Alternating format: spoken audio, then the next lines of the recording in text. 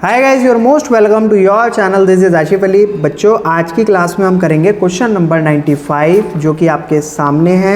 मैं क्वेश्चन को रीड करता हूँ और जो भी वर्किंग नोट है पहले उसको देखते हैं, क्वेश्चन को सॉल्व करते हैं। क्वेश्चन काफ़ी इजी है, इंपॉर्टेंट भी है, तो एंड तक ज़रूर देखिएगा।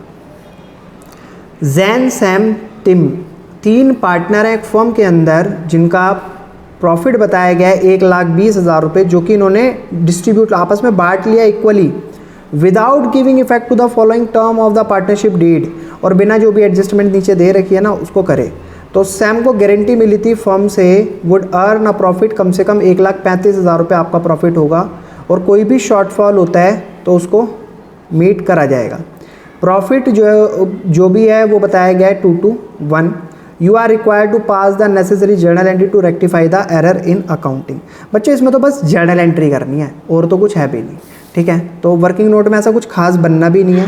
लास्ट क्वेश्चन है, इजी क्वेश्चन है बच्चों। इन्होंने इक्वली डिस्ट्रीब्यूट कर लिया है आपस में, तो इसका मतलब ये हम गलत कर रहे हैं, तो मैंने इसको काट के नीचे लिख देता हूँ।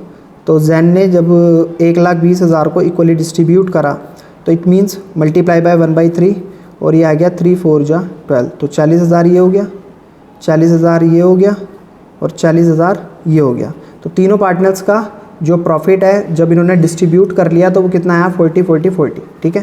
तो जर्नल एंट्री में सबसे पहली एंट्री डाल देते हैं, जर्नल, ये हो गई डेट, यहाँ आ गया पर्टिकुलर, ये हो गया डेबिट अमाउंट, ये हो गया क्रेडिट अमाउंट, ये हो गया लेजर फोलियो। ठीक है बच्चों, इतनी बात में कोई दिक्कत परेशानी? ठीक है।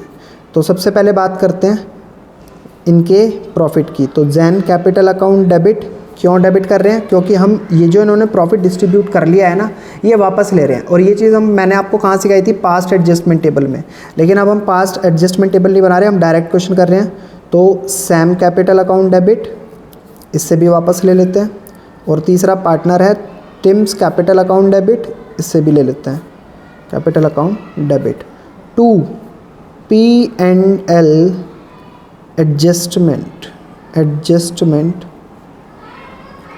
अकाउंट, तो इससे कितने वापस लिए हमने, 40,000, इससे भी लिए 40,000, और इससे भी लिए 40,000। टोटल कितने हो गए, 1,20,000 रुपये। तो अब ये क्या था, बीइंग रॉन्ग प्रॉफिट डिस्ट्रीब्यूटेड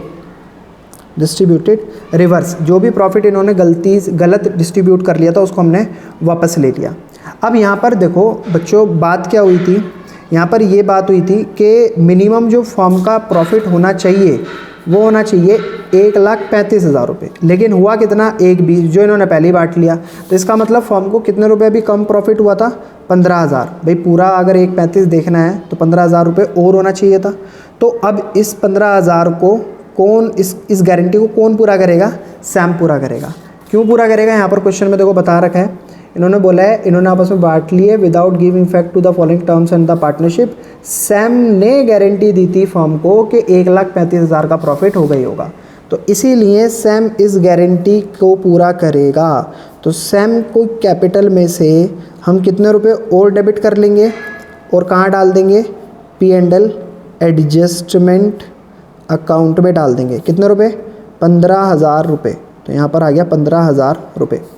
और लास्ट एंट्री हो जाएगी हमारी P&L एडजस्टमेंट अकाउंट डेबिट। अब देखो कितने रुपए आ गए P&L एडजस्टमेंट अकाउंट में, 1,20,000 तो ये थे ही थे, 15,000 सैम से भी निकल गए, तो हो गए टोटल 1,35,000 रुपये। अब ये सारे पार्टनर्स को बांट दिए जाएंगे। 2 Jain capital account, 2 Sam capital account, और 2 टिम कैपिटल अकाउंट। ठीक है बच्चों, तो 2 टिम कैपिटल अकाउंट। तो अब अगर मैं 1,35,000 को डिस्ट्रीब्यूट करता हूँ तो कौन से रेशियो में करूँगा, जो इनके क्वेश्चन में बताया गया। आप देख सकते हो क्या बता रखा है, 2 to 1। तो 2/5, 5 से करेंगे इसको डिवाइड, 5 2 जा 10, और 5 7 जा 35, तो 27 × 2 कितना होता है, लगभग ही आएगा 54,000 रुपीज़। तो 54,000 आ गया यहाँ पर, ऐसे ही सेम 54,000 आ गया यहाँ पर, और 27,000 आ गया यहाँ पर। तो बच्चों ये तो था क्वेश्चन नंबर 95, और ये तो था हमारा इस चैप्टर का लास्ट क्वेश्चन। तो ये चैप्टर तो बच्चों हमने पूरा कंप्लीट कर लिया है और आई होप आपको इसके सारे क्वेश्चन भी अच्छे तरीके से समझ आए होंगे। अब आप मुझे कमेंट सेक्शन में बताइएगा ज़रूर, अब नेक्स्ट जो भी चैप्टर आप करना चाहते हैं वो कौन सा स्टार्ट किया जाना चाहिए।